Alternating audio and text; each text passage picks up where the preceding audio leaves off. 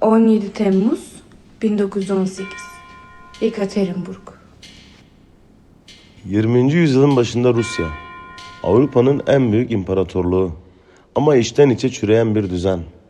Tahta bir çar, sarayda bir mistik, sokakta aç bir halk ve yaklaşan bir devrim.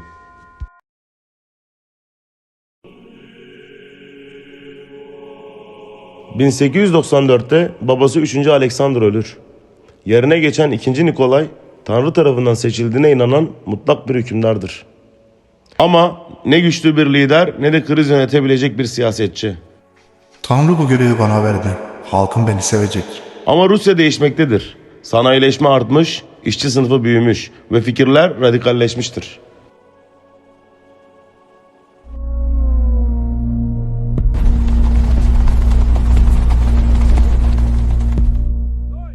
...1905...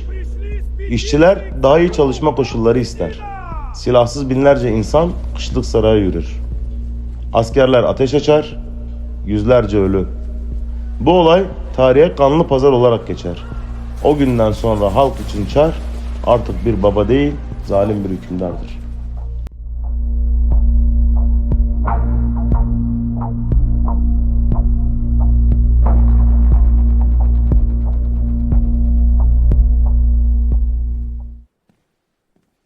Sibiryalı bir köylü, kendini kutsal adam ilan eden bir mistik, Rasputin.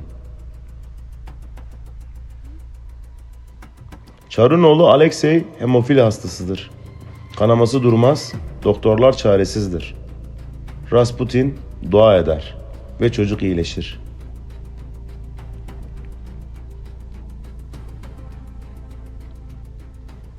Çariçe Aleksandra Rasputin'e körü körüne inanır. Rasputin devlet işlerine karışmaya başlar. Bakanlar görevden alınır, liyakat çöker. Sarayın itibarı yerle bir olur.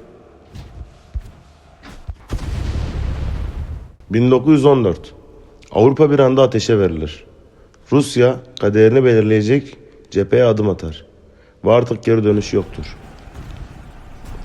Çamur, kan ve barut. Cephede hayatın tek gerçeği olur. 2. Nikolay ordunun başına geçer. Ama zafer çok uzaktadır.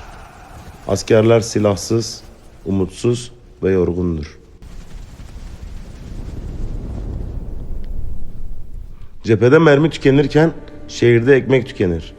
Petrograd sokaklarında açlık sessiz bir isyana dönüşür. Kadınlar saatler süren kuyruklarda beklemeye başlar. Rasputin artık yalnızca bir adam değil, devlet için bir tehdittir. Aristokratlar imparatorluğu kurtarmak için bir araya gelir. Bu bir tercih değil, bir zorunluluktur. Ve o gece geri dönüşü olmayan bir karar verilir. Rasputin'e zehir verirler. Verilen doz bir insanı öldürecek kadar güçlüdür. Ancak beklenen olmaz. Panik başlar ve ateş ederler. Rasputin ölür ama artık çok geçtir.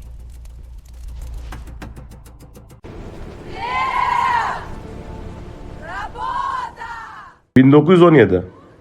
Açlık dayanılmaz boyuttadır. İşçiler greve gider. Askerler isyan eder.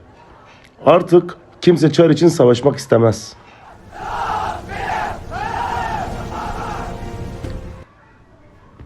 İkinci Nikolay tahttan feragat eder. 300 yıllık Romanov hanedanı sona erer.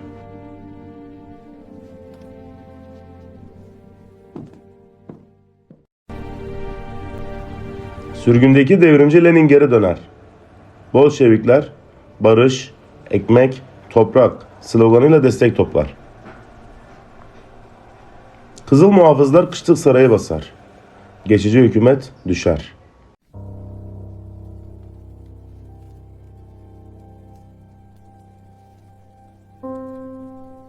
...17 Temmuz 1918... İkinci Nikolay ve ailesi gözaltında tutuldukları evde kaderlerini bekliyordu. Sessizlik ağırdı. Zaman adeta durmuştu. Askerler aniden içeri girdi.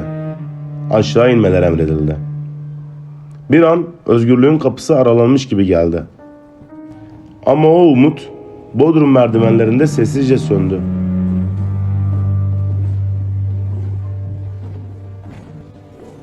Emir verildi ve ateş açıldı. Kaçma umuduyla giysilerinin altına saklanan mücevherler o gece acının ve ölümün soğuk zırhına dönüştü. Kurşunlar sekmeye devam etti.